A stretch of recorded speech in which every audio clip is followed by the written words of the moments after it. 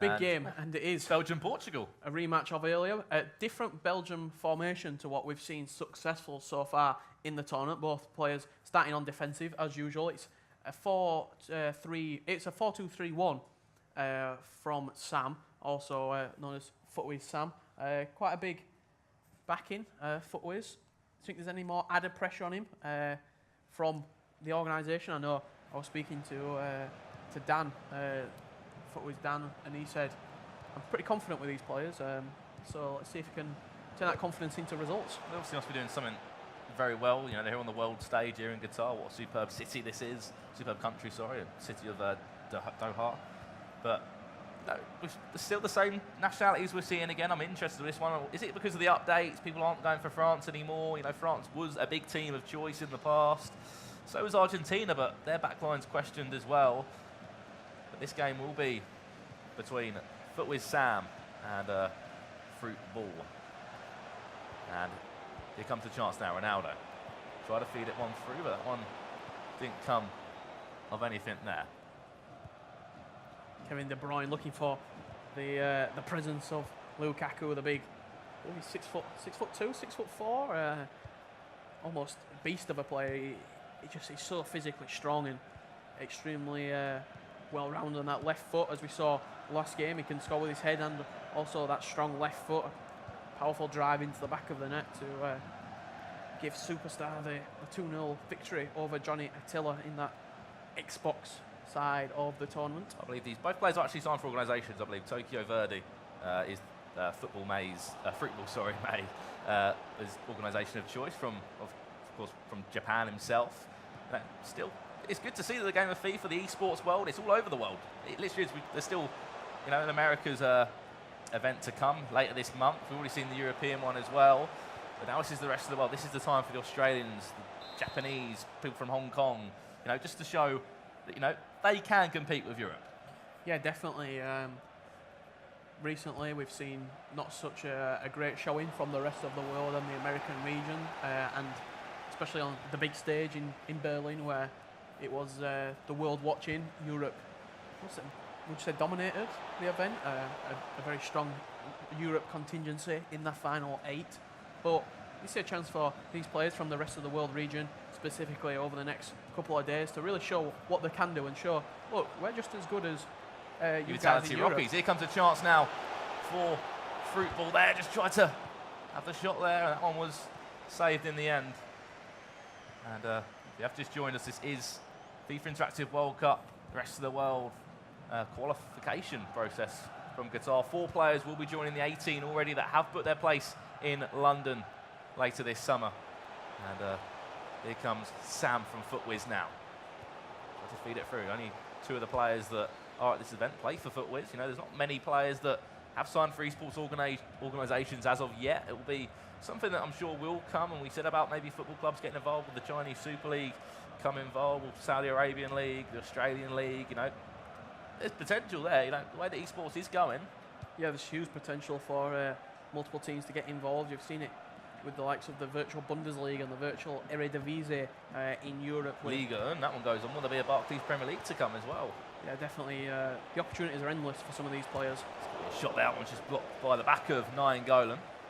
Interesting to see. This is a very different Portugal side from the one we saw earlier in the competition. We've seen, I saw Andre Gomes in the squad. I've seen William Carvalho in the squad, and also Robert Pereira, I believe, as well. They're all players that weren't featured. It looks like it's Jean Moutinho as well, also in the team. So question marks over Gomes, because Andre Gomes, you know, not a lot of people don't normally like him, to be honest. I know a lot of people that say he's a little bit slow, but obviously he plays for Barcelona, signed from Valencia, and he has been a good addition to that squad. Yeah, he's a presence in that Portugal side. He's quite strong, very much, I'd probably say more mobile version of Marouane Fellaini for Belgium on the opposite side of it. He's very similar to Moussa Dembele, as we've seen used in this tournament for Belgium. He's strong. He can hold up the ball well. He's got quite a good shot on him. Good passing. Not the quickest of players. I think he's got around the 65-70 pace mark, but he can get around the field when he needs to. And I like seeing him in that Portugal side. If I personally were going to use Portugal, he would be in that centre midfield. Well, even with Tony Kroos from Germany, you know, he's not the fastest of players, but you said he gets around the pitch, he creates chances, he uses his, you know, ability more than his pace. Yeah, and interesting to see we've not seen Germany used so far on this main stage here.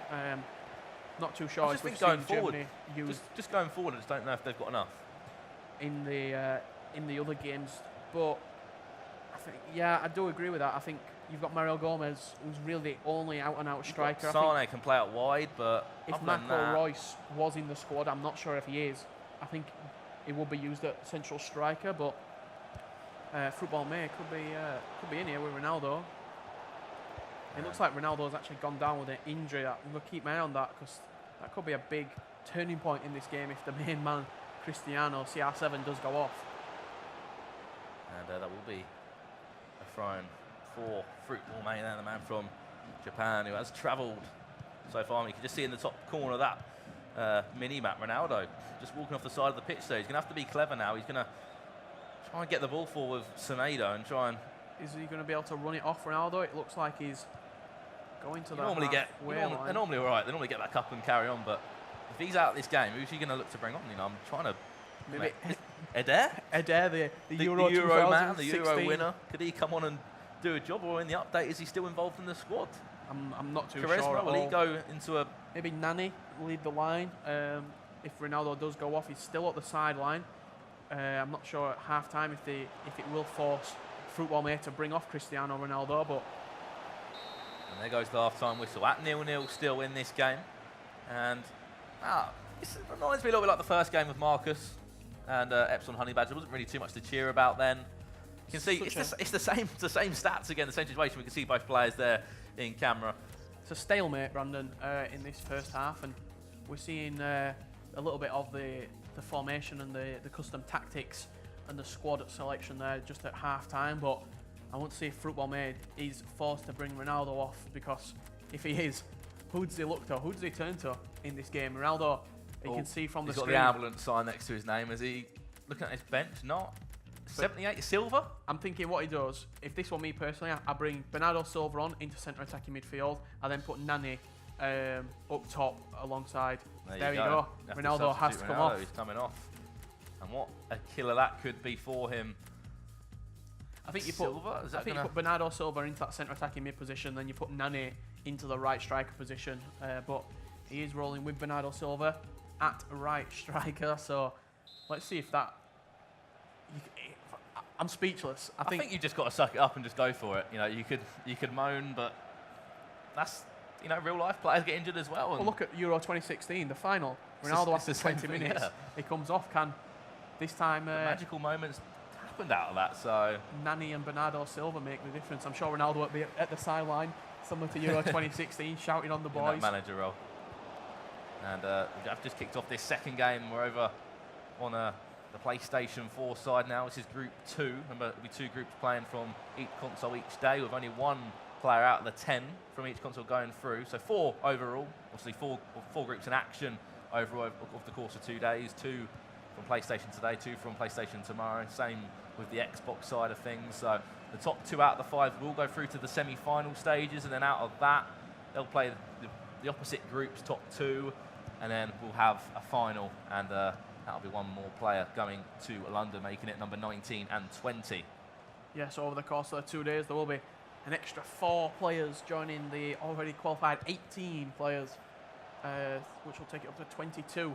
So it's only 10 places left after that. Big opportunity for 4 of these players over the next 2 days to book their place to London, book their flight ticket, and what an exciting final that's going to be. 32 of the best FIFA players around. Yeah, and later this could be a chance. Ooh, and that was a little bit later on, we'll tell you some of the players who have already qualified from that Munich regional, and some of the players who did qualify through the process of the Foot Champions Grand Final in Berlin. So who will some of these semi-finalists later on potentially be facing in London? Tough competition. It's going to be very, very tough, but you know, these players have to be fearless. You know, they have to think, I'm the best from my continent. I'm the best from, you know, my area. You know, if you know the FIFA scene, it's broken up. The competitive Foot Champs is broken into 3 different segments. It's rest of the world, Americas, and the European. You know, all at different things. I think the rest of the world's maybe 36 wins to be in the top 100. Europe 39, 38 really. Going across to America as well, I'm pretty sure that's a 37, maybe a 36 again. A little bit similar to the rest of the world, but you know, you've still got to be at a very, very good level. Playing 160 games a weekend, really you can lose, what, 9 at a push, maybe 10? Yeah, I think over the course of the month it's going to be, you're playing your 160 games, and especially in the qualification months, I think it was April and also February for this tournament, that you had to finish in the top 16 players or top 32 or whatever it is to qualify for this tournament. You've got to be looking at maybe 157, 156 wins out of the potential 160 to get to this tournament. So all of these players are extremely good at the game. They're extremely good at the game, and they're all very well versatile. They can all play. They know how to break down the 5 at the backs. They know how to break down their opposition. And we're going to see a change from Belgium. I think one thing I would like to see, Rich, is just some more shots. I haven't really seen many of them. You know, we've seen a few snapshots, but looking at that bench there, you've got Fiwc if you want to bring him on into for Lukaku. I doubt that'll be changed at all. But Mertens out on the left wing in this game. We normally see him in a centre forward or in a front position there, as we see both players on camera again, very concentrated. Remember, it's 0-0. I think one game will win this game. One goal, sorry, will win this game. Do you think that the Ronaldo having to come off as... I don't think he has yet, to be honest. I don't think there's been any different. I wouldn't be surprised if Silva goes and gets a winner. I'm sure, though, if he does go on to lose the game, we'll be looking at that. That's his excuse, and that's his get-out-of-jail-free card that your best player had to come off. This could be a chance now, though. He's opened up a lot of space. Nani there, and superb defending. And we've seen Thorgan Hazard come on here for Belgium. Is that the brother? The brother of Eden. Not a bad card. He might only be 80 rated, but 80, I think he's 81, 82, 83. He's not a bad centre-forward card. He's got some good stats on him as well, but it could be a big chance now. Try to feed it through to Silva there. And the 78 rated card wasn't really going to be jumping at the same height as Ronaldo. Yeah, and once again, who else but Vincent Kompany, the main man for Belgium, the captain. Probably my player of the tournament so far. You know, we've only seen him 3 games, but he's a standout player in that back line or in the whole Belgian squad. Yeah, we've seen Lukaku as well, one end scoring the goals, and Vincent Kompany defending them, commanding that defence at the back. Not a lot of space in behind whatsoever. Axel Witsel losing out there to Martins now. They're just trying to go for a bit of skill, and he went for the heel flick in the box. He's going to look for Dries Mertens down this side, though. He's set him off running with the LB back into 9 goal. He's going to keep your eye on Dries Mertens on the bottom of your screen. See that run he's made as well. It's a very, very wide run on that far hand side. He wants to go try and switch it across, but just going to keep the ball in the right areas now. Foot with Sam now in possession. Witsel. Recycling about, just keeping it in tidy areas. All he wants to do is just toy out that back line of Portugal. And Fruitballmay's defence will stand strong for now. Remember, this is 0-0. Wasn't too many chances to cheer about in the first half, but with literally 8 minutes in-game FIFA time to come, something needs to happen now. Could this be the chance? Mertens. Just toying with it. 9 going on the half turn. Still going to keep possession with it now. Could a shot come? Just try forcing it through Panics the gap there. Just going to rush the turn and play that one. And this will be the first 0-0, to be honest, if we do see it. Yeah, we saw a late goal in that first game to sway the tie, but I think you've got to look back to that injury in the first half. Cristiano Ronaldo having to come off due to injury. Just looking at the scores there, there's been 1-0, only 1-0, and that was in Group C, the Xbox One between Cool Kiwi and I think that was Shannon. That was a 0-0 there, and to be honest, you don't normally see a 0-0. I know you've got to be very resilient with your defending, but you've got to go for it. And this is the time to go for it. 9 goaling now. Witsel. Just using the shield there well, or the skill dribble, sorry. Yeah, could have a counter-attack here, 3 against 3, this the could pace. Be it. Could that man, the substitute Silva, be a hero? Killer ball, back heel, surely. He's gone for it. Mertens! And all. I don't know why I said Mertens there, but he's behind. Just wide of the goal. The Belgium there, and that was a big chance for it. And is it going to be a 0-0 finish here? And Martins with that chance for Portugal.